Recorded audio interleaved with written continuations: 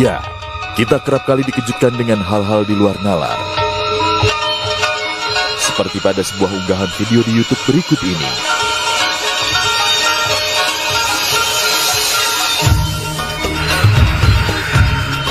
Sebuah mandau terbang mengikuti pergerakan dan keinginan dari sang empu mandau. Sebilah benda tajam tersebut seolah mengerti akan keinginan dari pemiliknya. Dalam unggahan video lainnya, mandau juga terlihat melayang-layang seolah tak ada gaya gravitasi di sekitarnya.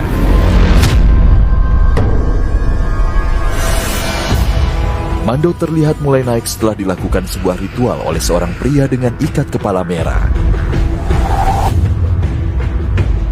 Tak hanya itu saja, mandau juga bergerak ke segala arah dengan kecepatan yang terbilang pelan.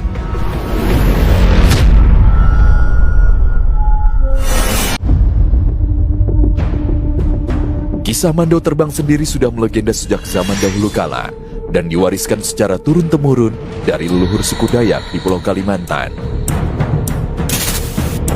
Mandau memang dipercaya sebagai pedang sakti mandraguna dari suku Dayak.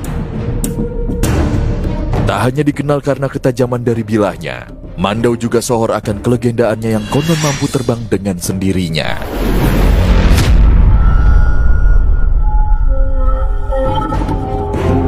Namun apakah benar sebilah mandau bisa terbang dengan sendirinya seperti yang dikisahkan selama ini?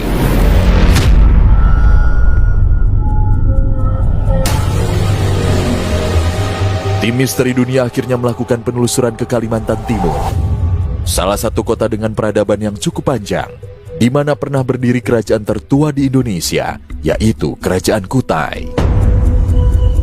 Di sini tim Misteri Dunia berharap bisa mendapatkan jawaban atas saktinya mandau terbang. Tegaskan bahwa itu dalam penyebutan dalam bahasa benua.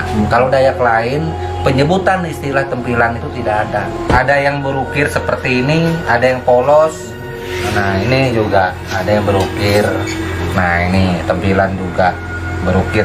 Ada wirak namanya ukirannya di sini. Nah, terus ada bitik malak di sini. Kadang-kadang dia ada titik kuningan di sini, nggak nentu.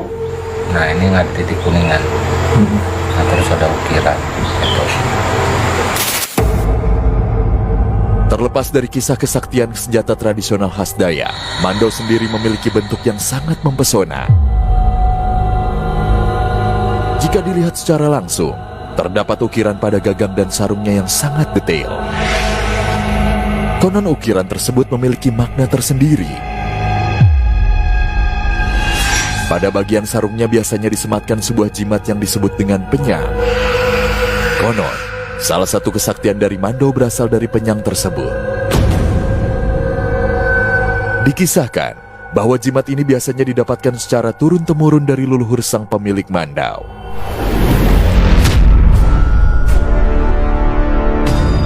Bermacam-macam kita melihat sisinya yang melakukan mandau terbang. Jadi kalau yang melakukan ini pembelian, itu ketika dalam ritual itu dia pakai daun. Karena pengumak yang ada di belakang ini dipakai dia nari belian itu bunyi benua bete biowo atau bunyi bahasa Indonesia ini daun sawang. Itulah mandaunya. Mandaunya di dalam mata kita seperti ini itu daun. Tetapi di dalam gaib itu bilah tempilan, mandau tempilan. Nah ini mandau yang memakai daun seperti itu. Terus mandau ini ada mandau itu tidak ada berbentuk mandau, tidak ada mandaunya seperti ini. Tapi dia bacaan saja dengan menyebutkan roh daripada mandau itu. Bisa juga melakukan serangan secara gaib. Adakah orang yang melakukan mandau beneran menerbangkan mandau? Ada juga. Tetapi tata caranya juga mandau ini tidak bergerak. Dia tetap seperti di sini. Tetap bacaannya saja, rohnya saja yang disampaikan kepada musuh.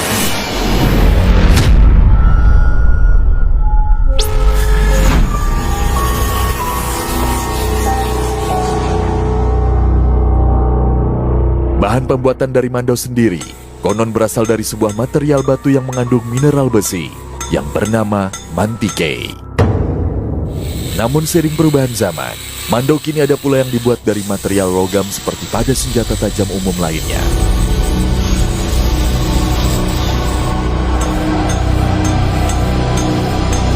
Namun, apakah material mantikai ini ada hubungannya dengan kesaktian dari mandau? Ataukah ada faktor lainnya?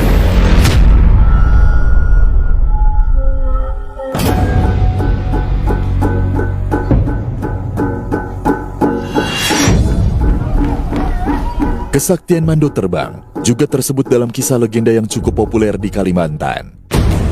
Bilah tajam khas suku Dayak tersebut dipercaya erat kaitannya dengan Panglima Burung. Panglima Burung merupakan sosok gaib yang diyakini sebagai tokoh pelindung dan pemersatu suku Dayak.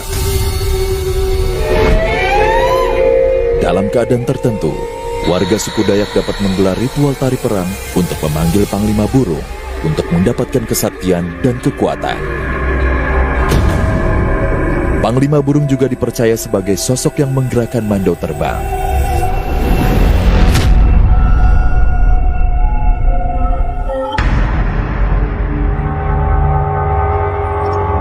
Perlu diketahui bahwa tak semua mandau dianggap sebagai mandau yang sakral.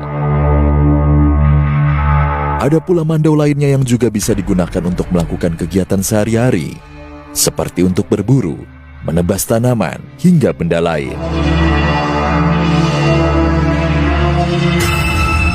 Mandau ini bermacam-macam gunanya.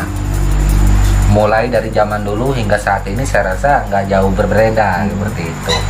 Nah, jadi di zaman dulu mandau itu digunakan untuk kerja, dibawa berburu juga iya. Untuk melakukan sesuatu kegiatan kayau seperti zaman dulu. Mandau kerja dengan mandau perang itu tidak sama. Perbedaannya dari sisi ketajamannya. Itu. Mandau tempilan biasanya itu oleh si pemiliknya dipoles, dioles, diasah sampai beberapa kali sehingga tajam sama sekali tidak terkira. Tidak boleh mandau tempilan itu ada karatnya meski sedikit, karena ini mandau perang. Tidak boleh mandau tempilan itu ada getah-getah yang lengket, karena itu mandau perang. Berbeda dengan mandau kerja. Kalau mandau kerja itu biar ada getah yang lengket seperti ini, yang penting matanya masih terasa tajam, nggak ada masalah, tetap bisa digunakan. Tapi kalau tempilan tidak seperti itu.